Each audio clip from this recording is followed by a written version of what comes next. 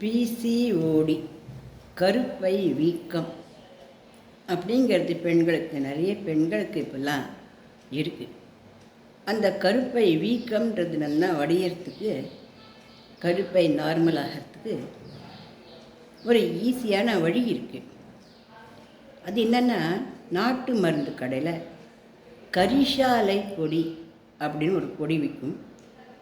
அது கூட கருவேப்பிலை பொடி, அதை வீட்டில் கூட பண்ணிக்கலாம்.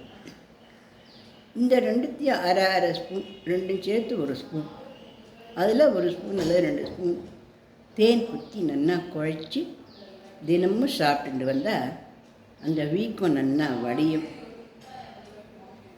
குறைஞ்சி நார்மலாகவே ஆகிடும்.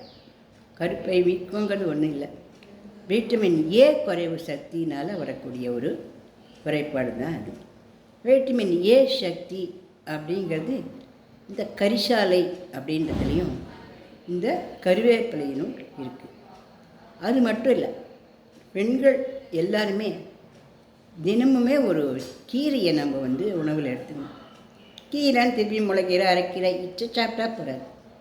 கொத்தமல்லி, புதினா, கரிசலாங்கண்ணிக்கீரை, பொன்னாங்கண்ணிக்கீரை, முருங்கைக்கீரை,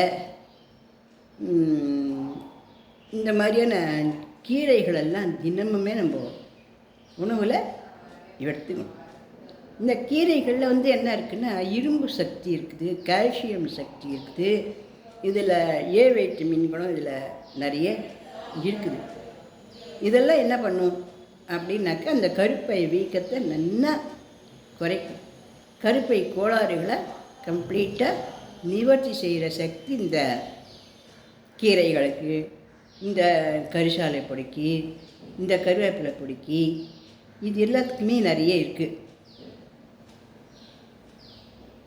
ரொம்ப மாதவிடாயின் போது ரொம்ப வலிக்கிறது, ரொம்ப வேதனையாக இருக்குது, கொஞ்சம் வலிச்சு தான் அது வரும், இருந்தாலும் ரொம்ப தாங்க முடியாமல் வலிக்கிறதுன்னு அந்த பெண்களும் இதுகள் எல்லாத்தையும் நம்ம எப்போவுமே உணவில் கீரைகள், இந்த ஏ வைட்டமின்கள்லாம் நம்ம எடுத்துக்கிறது ரொம்பவே நல்லது.